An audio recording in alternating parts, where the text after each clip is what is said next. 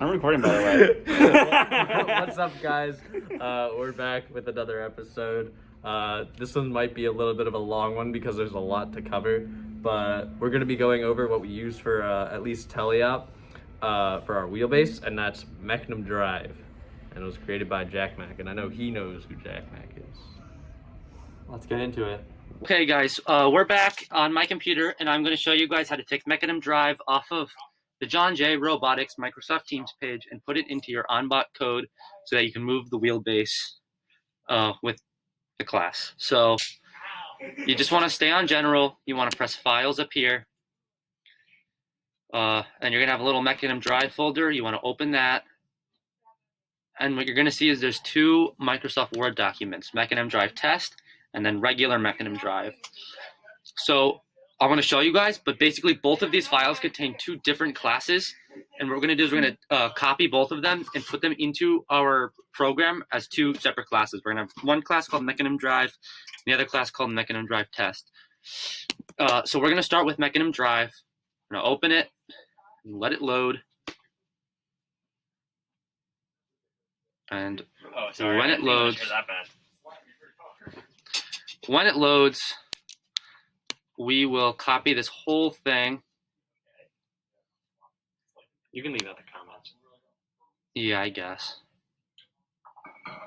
Yeah, you can leave out the comment. Yeah. Here. Oh my god, your computer is like Extraordinarily laggy. oh my god. Sorry about the lag, guys, but Yeah. I mean, You see what's about going the on. only way you can really do it. Yeah, I think it's because like the video recording software that I'm using, and it's like with this, Yeah. like a lot. But Is it going at least? it's gone. Yeah, you see, you want to copy this whole thing.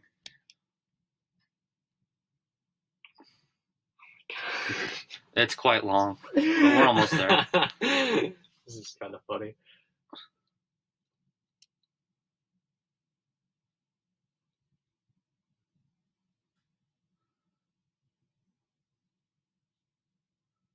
I mean, we could always also cut to, Yeah, like, we could show you start copying it, and then, like, cut to the bottom. and then you can, no, like, oh my god. Like, is it actually going anywhere? Oh, did you get there? All right, so we're gonna copy this. Please copy. What if this whole thing just unhighlights? I'm just like,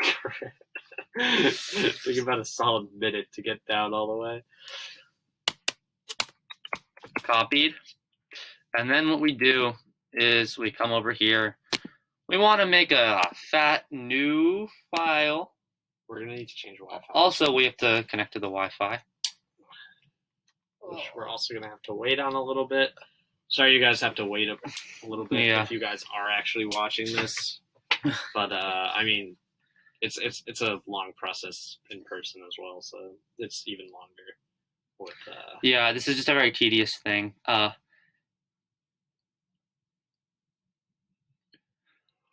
So then you see the Wi-Fi comes up.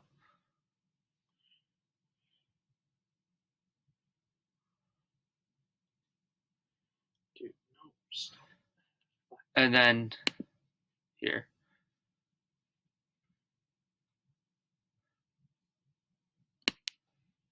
So yeah, what you want to do is you want to bring this over to OnBot, and you're going to want to copy this in, and then you want to come back here, and then you want to copy Mecanum Drive Test in. So I'm going to show you guys that from over there. So I'll cut to that in just a second. Okay, so now we're over here, and we're on the Control Hub's Wi-Fi. So we want to make a program to paste our Mecanum Drive code into, and it's very important that you name it the same as the class. It's got to be Mecanum Drive. It'll be .java. This can be anything. Do blank linear OP mode. It's teleop. Press OK. And then you want to take your Mecanum Drive.java. You want to open it up, and you literally want to like cut and paste like the whole thing in. So just like that. Then you have all of Mecanum Drive in here, and that's one down. So then what we want to do is we want to go back to get Mecanum Drive Test. All right, guys, so we're back here. we're back in our Microsoft Teams, and I closed back out of the Mecanum Drive code. So now what we need to do is we need to bring in the Mecanum Drive test. So to do that, we load it up. Also, I want to point out this is also the main code you're going to be doing stuff on. Yeah. This is like really what you want to alter. The other one just sets up like Mecanum Drive as a class, but this is the one that like has all the stuff you're used to seeing. We can go like more into that after, but like yeah, pretty much all of like your teleop mapping is going to be done in Mecanum Drive test, which is this. So then you want to copy all of this.